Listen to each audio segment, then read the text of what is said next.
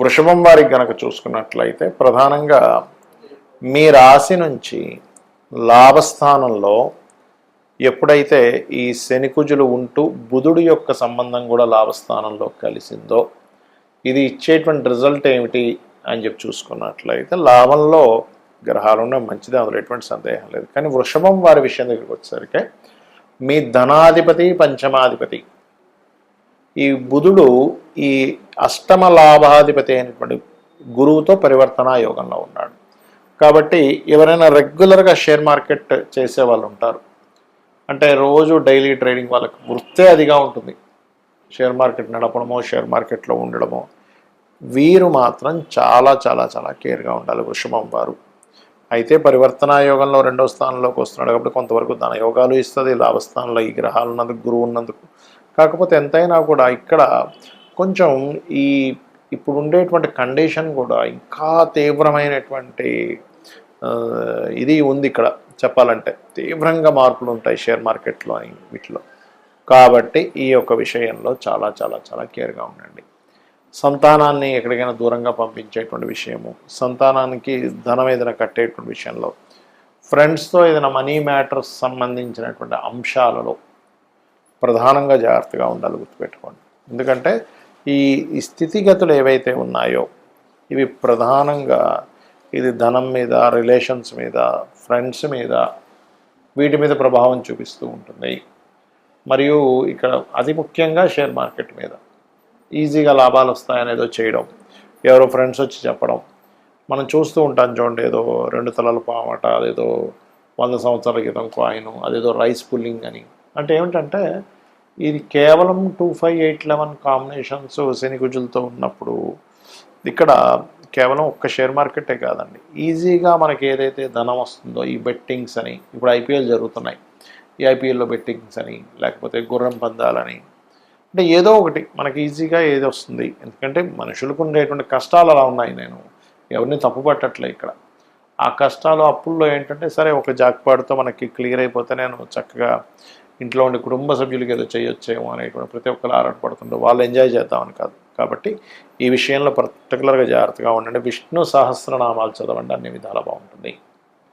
మరి ఈ యొక్క బుధుడు యొక్క ప్రవేశం మూలంగా ఏప్రిల్ 9వ తేదీ నుంచి ఒక 25-27 రోజుల పాటు ఉండే ప్రభావము, దాని తర్వాత మే 12 నుంచి కుజుడు అగ్నితత్వ రాశుల్లోకి వెళ్తున్నాడు. ఇప్పుడు ప్రస్తుతం శనితో ఉన్నాడు, మే 12 నుంచి అగ్నితత్వ రాశిలోకి వెళ్తాడు. దీని మూలంగా దేశకాల పరిస్థితుల్లో ఎటువంటి ఫలితాలు ఉంటాయి, మరి మీకు జాతకం తెలియదు అయినా సరే మీరు ఎటువంటి విషయాల పట్ల జాగ్రత్తగా ఉండాలనే విషయాలు తెలుసుకుందాం. మొట్టమొదటిగా ఈ ఇంటర్నెట్ కారకుడు బుధుడు, గుర్తుపెట్టుకోండి. ఇంటర్నెట్, కమ్యూనికేషన్సు, ఈ మెయిలింగు, అడ్వర్టైజ్మెంటు, లేకపోతే మనకి ఈ వార్తాపత్రికలకు సంబంధించిన యూట్యూబ్ ఇవన్నీ ఉంటాయి కదా, వీటికి కారకుడు. కాబట్టి ఈ రంగాల్లో ఉండేటువంటి వారు ఈ యొక్క రంగాలకి, ముఖ్యంగా ఇంటర్నెట్ సంబంధించిన సేవలకి, కమ్యూనికేషన్ రంగాలకి, సాఫ్ట్వేర్ రిలేటెడ్ సంబంధించిన రంగాలకి ఇబ్బంది వస్తుంది దీనివలన, గుర్తుపెట్టుకోండి. Point number 1. ఇక రెండవది ఏమిటి అంటే ఇక్కడ ఈ బుధుడు పరివర్తనా యోగంలో గురువుని తెస్తున్నాడు మీన రాశిలోకి. ఎప్పుడైతే గురువుని తెస్తున్నాడో, గురువు మనకిది ఎండాకాలము, రాబోతున్నటువంటి ఎండాకాలము, దీని మూలంగా ఏంటంటే విపరీతమైనటువంటి ఉష్ణం ఇంకా పెరుగుతూ ఉంటుంది. రాను మీరు మే వచ్చేసరికి ఇంకా ఎక్కువ అవుతూ ఉంటుంది. అప్పుడు ఆ మే వల్ల ఎక్కువ ఉష్ణం వల్ల కలిగేటువంటి ఫలితాల్లో కొంత కూరగాయలకి కూడా ఇబ్బంది వస్తూ ఉంటుంది. అందులో ముఖ్యంగా టమాటా లాంటి పంటకు కూడా కొంత ఇబ్బంది వస్తూ ఉంటుంది, గుర్తుపెట్టుకోండి. అయితే ఇక్కడ ప్రధానంగా వాటికంటే కూడా ముఖ్యంగా మామిడి పళ్ళు, అరటికాయలు, అరటిపళ్ళు మరియు అదేవిధంగా ఆకుకూరలకు కూడా ఇబ్బంది ఉంది. కాబట్టి ఈ యొక్క రైతులు కొంచెం ఈ ఏప్రిల్, మే, జూన్ ఈ మాసాల్లో కొంత జాగ్రత్తగా ఉండాలి, గుర్తుపెట్టుకోండి. అయితే జూన్ వచ్చేసరికి ఇంక మీకు ఇంకా తీవ్రంగా ఉంటుంది అనుకోండి. దాని తర్వాత ఒకవైపు ఎండలు వస్తూ ఒకవైపు వర్షం కూడా కలుగుతూ ఉంటుంది. అయితే ఇక్కడ ఈ బుధుడు జలతత్వ రాశుల్లో ఉన్నందుకు జలంలో తిరిగేటువంటి షిప్స్ ఉంటాయి చూసారా, మనకి కొన్ని ఆ షిప్స్కి నావిగేషన్ అనేటువంటిది మిస్ అవ్వడం. బుధుడు నావిగేషన్స్కి కూడా కారకుడు, అంటే మనం ఎటు వెళ్తాము, ఏంటి, ఎలా ఉంటుంది అనేటువంటి వాటికి కారకుడు. ఈ నావిగేషన్స్ కూడా మిస్ అవ్వడము, ఈ ఎయిర్పోర్ట్స్ దగ్గర, లేకపోతే మన ఈ ప్రయాణం చేసేటువంటి ఫ్లైట్లు సంబంధంగా కూడా కొంతవరకు ఇబ్బంది రానుంది ఈ యొక్క సమయంలో. ఎందుకంటే వాయుతత్వ రాసుల్లో ఉండేటువంటి గురువు బుధుడితో పరివర్తన యోగం వల్ల మరలా మీకు ఇక్కడ ఈ యొక్క శనికుజులతో సంబంధాలు ఉంది. కాబట్టి ఫ్లైట్లు నడిపేవారు, ఫ్లైట్లు నిర్వహించేవారు, లాస్ట్ టైం కూడా మనం చెప్పుకున్నాం, అప్పుడు ఒకసారి మనకి 1200 ఫ్లైట్ల దాకా ఆగిపోయి చాలా ఇబ్బంది అయింది చాలామంది ప్రయాణికులు. కాబట్టి ఇప్పుడు కూడా కొంచెం ఈ బుధుడు యొక్క ప్రభావం వల్ల ఇటువంటివి ఉంటాయి. అదేవిధంగా మరొక విషయం ఏంటంటే షేర్ మార్కెట్ ప్రధానంగా, ఎందుకంటే బుధుడు షేర్ మార్కెట్కి కారకుడండి.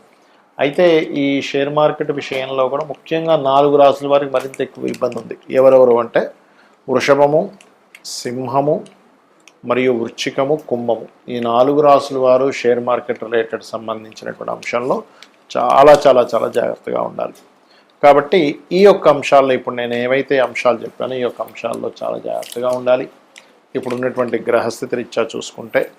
మరియు మరొక విషయం ఏంటంటే ఇప్పుడు మనకి చాలామంది ఏమనుకుంటున్నారంటే ఈ సీజ్ ఫైర్ అవుతుంది కదండి, ఈ సీజ్ ఫైర్ అంటున్నారు కదా, ఆగిపోద్దామనుకుంటున్నారు, కానీ ఆగదండి. ఈ యుద్ధం అనేటువంటిది ఎలా ఉంటుందంటే ఒకవైపు సీజ్ ఫైర్ ప్రకటించినట్టే ప్రకటిస్తారు, నెల రోజులు 15 రోజులు అని, మళ్ళీ ఇంకోవైపు చూస్తే ఎక్కడో బాంబు పడుతూ ఉంటుంది.